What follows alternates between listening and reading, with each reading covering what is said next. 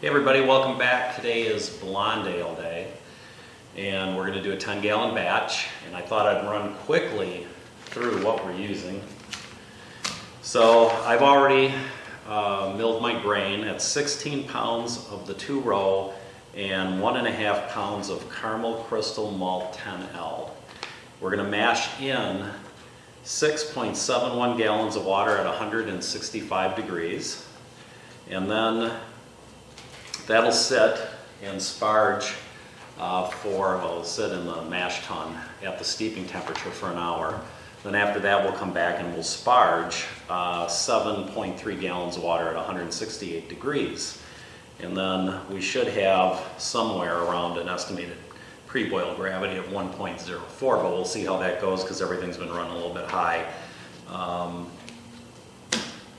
I was looking at a previous sheet I printed out yesterday, and the water looked really funny on it. Like, wow, why would there be so much water in this batch? And then I realized I never associated it with the new equipment profile that I had to create when I did a 10-gallon batch. So I'm good now.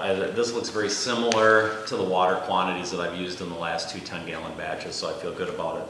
The yeast today that we're using is just the Safale US-05, obviously one for each fermenter. We'll be back when it's time to mash in, which isn't going to be long because we started early today. We fired up the kettle about, let's say 5:30, somewhere in there. It's about 6:15 in the morning right now. I kind of want to get this out of the way because there's some high wind warnings coming, and believe me, once that starts out here, that's all you're going to hear. This shop, whether it's rain or wind, really picks up the sound. So it'll be an interesting day. So back in a minute. Okay, I don't know if you can see this or not. I think you can. I have a scale right here that tells me the gallons of hot water that I'm putting into the mash tun. So I can always approximate where I go. And I need to get down to about 9, a little more than 9 on the scale from where I was at to be at the 6 and roughly 3/4 gallons of water. So I'm gonna dump that in, see where it is, adjust if I have to, and then I'll be ready to mash in. All right, we'll start to mash in the grain. And the goal here is really to not get dough balls. That's why you're stirring it in. You'll notice I'm not going very far in with my paddle, which is very large. If you go too far in there, there's a chance you're going to push those grains down into your screen. And then there's going to be problems later on when you can't get anything running out of your mash tun. You'll have a stuck sparge, which is no fun. I've had a few of them. Okay, back when we're done mashing in the grain. All right, I've got the mash going. It's steeping. It's supposed to steep at 150 degrees, and it's at about 148 to 149, somewhere in there.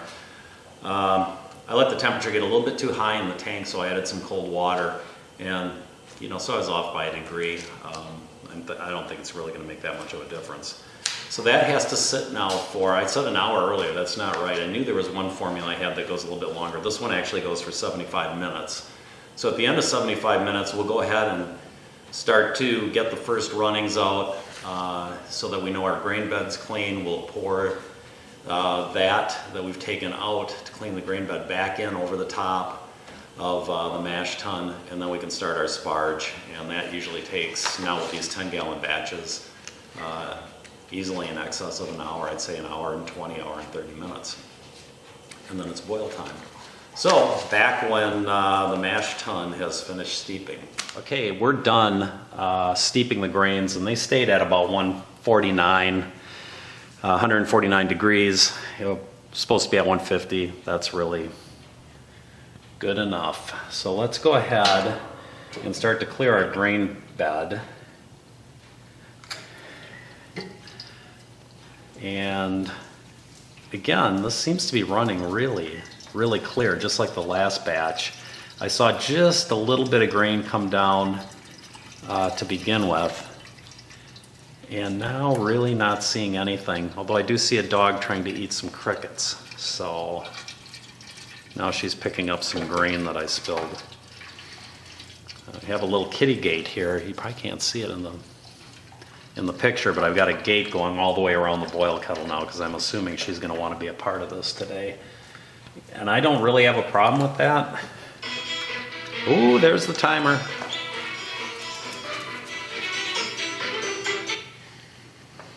Okay. All right, we're going to take that down a little bit. You don't want it coming out too fast either.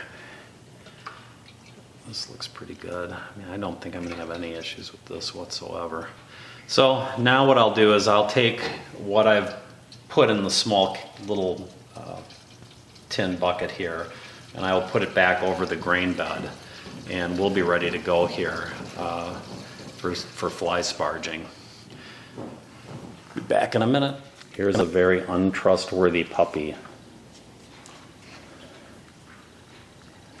Always looking for some trouble to get into. Meanwhile, what I'm doing up here is trying, once this gets hot it drops a bit, trying to get the flow of water over the grain bed. So there's about an inch, maybe an inch or two of water over the grain bed, but matching that input over the grain bed to down here coming into the boil kettle, so that you're always maintaining about an inch of water over the grain bed. And then of course you're using your refractometer to see what the gravity is, so that you don't get to the point where you're over sparging and then causing a lot of tannins to leach in there and give you some off flavors.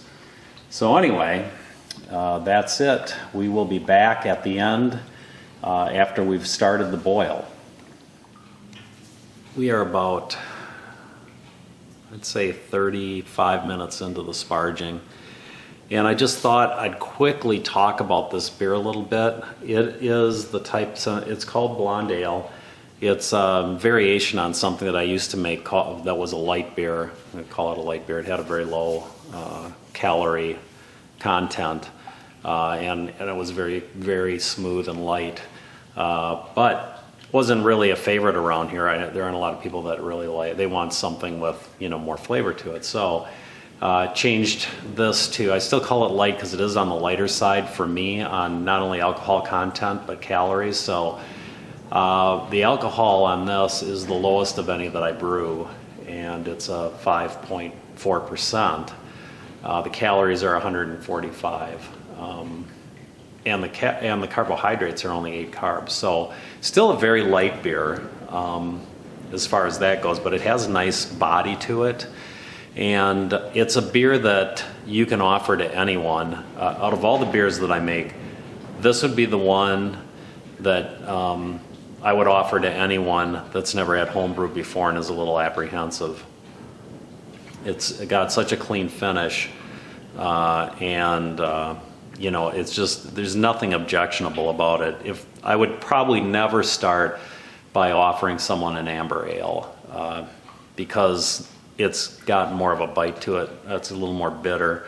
There are a lot of people that really like it, and I like it too, but it's not an everyday beer, and it's also not a beer, as I said, that I would ever offer to someone to start out with. But either this beer, the Kolsch is really good as kind of a starter beer to get somebody in.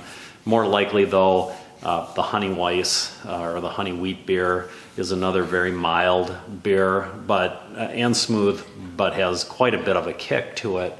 And it weighs in at over 7% alcohol, so it's kind of a heavy hitter. The other thing is, as you move up through those other beers, you also move up in the carbohydrates and the calories. If that means anything to you, it doesn't really mean that much to me.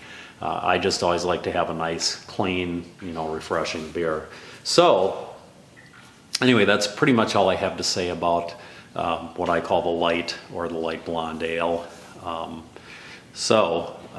We'll be back when this starts to boil. There's always a reason to be on high alert.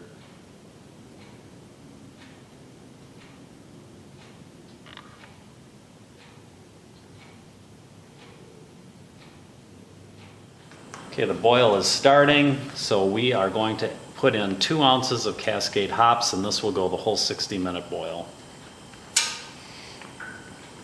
When there's 3 minutes left in the boil, we'll throw in the last hop addition, which is 1 ounce of Cascade hops. So now I'm just going to concentrate on not having a boil over, and I will put the chiller in there when there's 20 minutes left on the boil, and then we'll be back when there's 3 minutes left on the boil to do that last hop addition. Okay, as you can see, the chiller's in. It's been in for a little over 20 minutes, and now we are down to the last 3 minutes of the boil, so our 1 ounce Cascade hops goes in. When that 3-minute time period is passed, I'm going to terminate the boil and start the chiller. All right, I got down to 74 degrees, and I felt that was good enough, and that's close to where I really wanted to be. I'd like to be at 70 if I could get there, but you know, when you get down to where you're only a few degrees off of that, it gets a lot harder to get it lower. But the long and the short is, I know that in that kettle it's not exactly 74, that it's probably a little bit less because the cold's all on the bottom there, and then as it comes out it's going to mix. So in any event, I just have to go into these 2 fermenters and aerate the wort, put the yeast on top, the airlock, and I'm done, and that's another 4 cases of beer. So that's great. Okay, all the wort's in the fermenters, and now I'm just going to aerate it just slightly.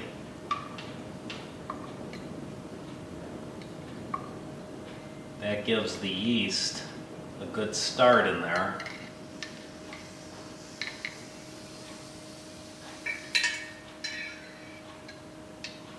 And I always boil the aeration stone, and then I bring it out here as soon as I've been boiling it for 5 minutes. I bring it out here and put it in sanitizer, and that's where it stays until this step. Okay, I've sterilized the scissors that I use to cut the yeast packets, and I've also sterilized the yeast packets as well. Just dump them in sanitizer and pour your yeast in. You can give it a little rock if you want to get it moving around in there a little bit so it doesn't clump up in one spot, but I don't think it would matter either way. That's one.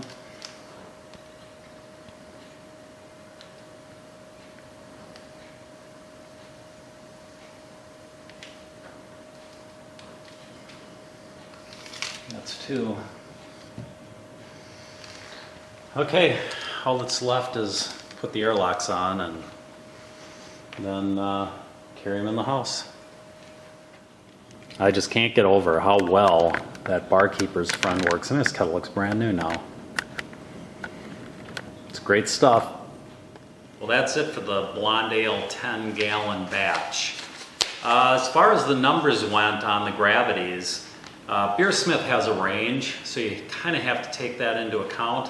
But the difference between their pre-boil gravity and their final gravity was the same, post-boil gravity, was the exact same difference as what I ended up with.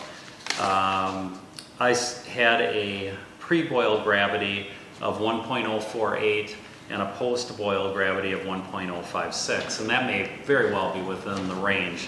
What they printed out on the sheet was a 1.040 for a pre-boil gravity, and then a post-boil gravity of 1.056.